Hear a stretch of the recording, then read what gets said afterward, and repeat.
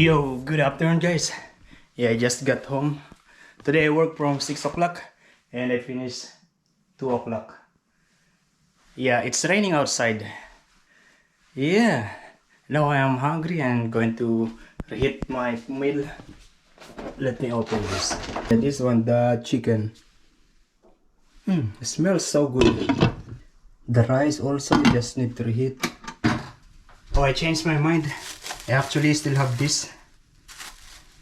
Yeah, the butter chicken. So this is what I'm going to eat. I'll just microwave it.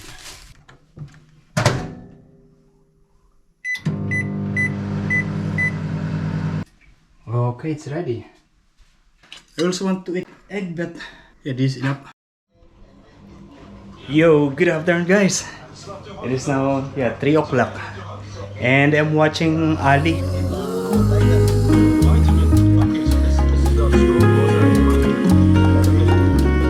Yeah, it's in the Philippines, in Manila, and now I am preparing my meal.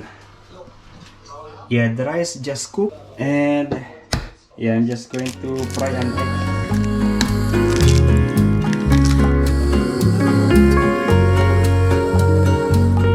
Yeah, I'm going to eat it with the eggplant.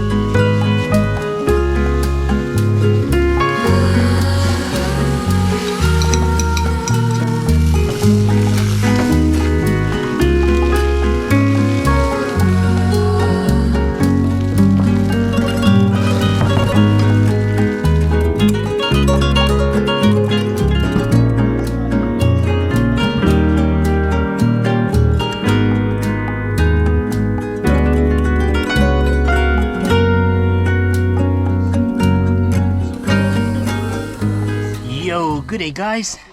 Yeah, I'm here at Salamander Bay Shopping Square and Aldi actually, and yeah, I'm watching Dale Philip. Yeah, okay. Okay.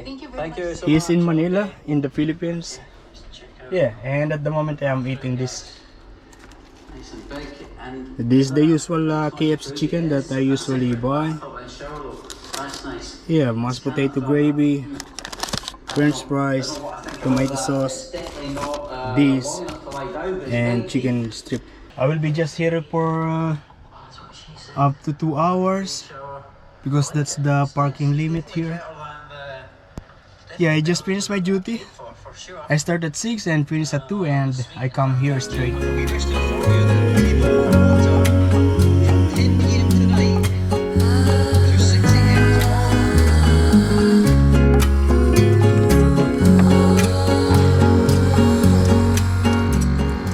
Let me show you this. Yeah, so at the moment I have a lot of electrical plugs in this.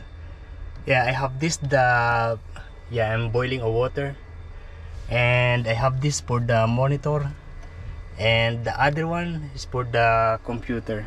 The other thing is I have the fridge here. It's running 24/7, and this is the battery. Let me show you how much power I still have. It's 12.3 volts. That is just my basic battery setup. Yeah, basic ban battery setup. Yeah, if you've seen other camper van, they have very complicated setup, monitor, controller, things like that. Oh, it's boiling now. Yeah, and I'm actually keeping now this coffee cups, this mug here in the car. If you can read that, I feel like the luckiest person in the world when I'm riding my bike. Yeah, and that's me. This one is coming from Roy and Cassie. Thank you, Roy and Cassie, Lorenzo and Rafael. This is one of the best thing if you have a van, camper van like this. You can make a coffee anywhere, even in the middle of the car park of the shopping mall. But I'm doing a safety precaution. Whenever I am leaving the van, yeah, I basically switch off the main power inverter. But maybe this coming summer, I will need to switch this on always. Yeah, this roof ventilation, to at least lessen the temperature inside. So it's exhaust fan basically.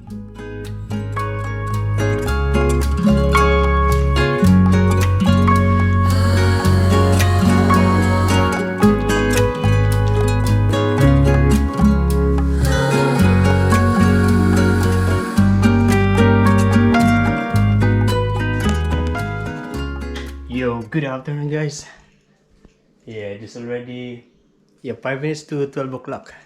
Good afternoon. And yeah, I am day off today, just today. Tomorrow I will be working. I had my extra day off last week. That's why I have just one day off this week. I decided to just organize my tax return. Yeah, since this morning I was fixing. I have a lot of receipt that I didn't able to, organize before. If you remember last year, I mentioned that I will become organized with all my receipt. Yeah, with the expenses.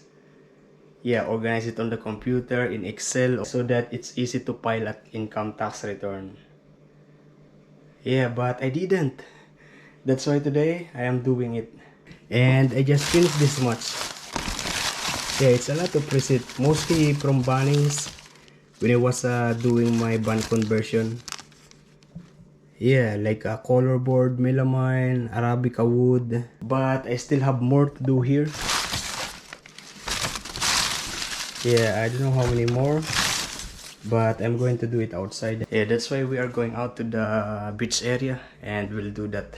And we are now here in Woolworths. Yeah, and yeah, I got this from the mailbox, but not possible for me because I don't order pizza over $22. And I realized that today is Tuesday. Yeah, and if you remember the pizza shop on that side, the Sharky's Pizza, they have 50% discount every Tuesday. So we're going to try to walk in over there, and that is going to be my lunch.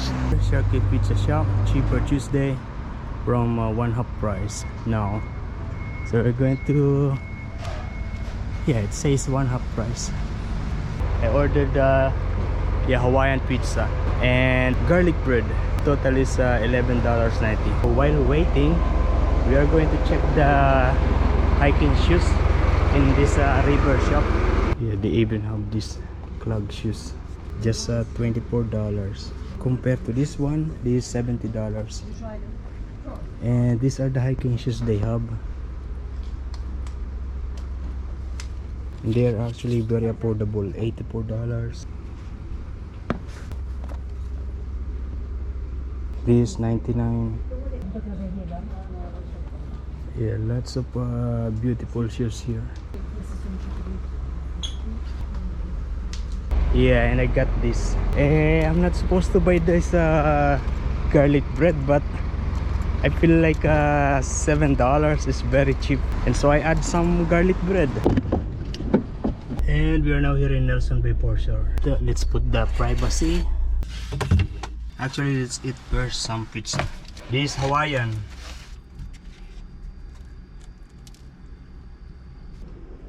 Yeah, I'm going to finish half of it. Okay, this is enough. I will have this for my dinner. Yeah, this garlic bread. This is also for my dinner.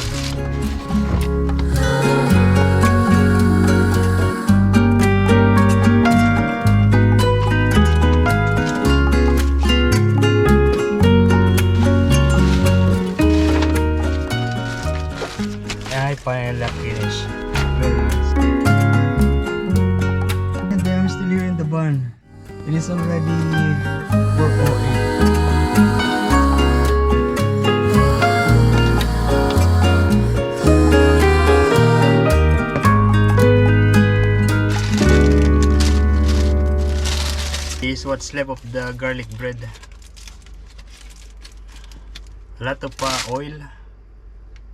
I mean butter, I think. Yeah, butter. Yeah, the bird, they are noisy. Yeah, all of them, they are in the trees, especially on that side. Oh, we go this way. Oh, look at that. It's really beautiful. Yeah, nice. And I'm very happy that I finished that tax that I am doing, but I still need to book for an accountant. So basically, there is a tax bracket system here in Australia, or progressive kinds of taxation. It means that the higher the salary you get, the more tax you need to pay. On my first year here in Australia, actually on my first 6 months here in Australia, because I arrived here February 2016.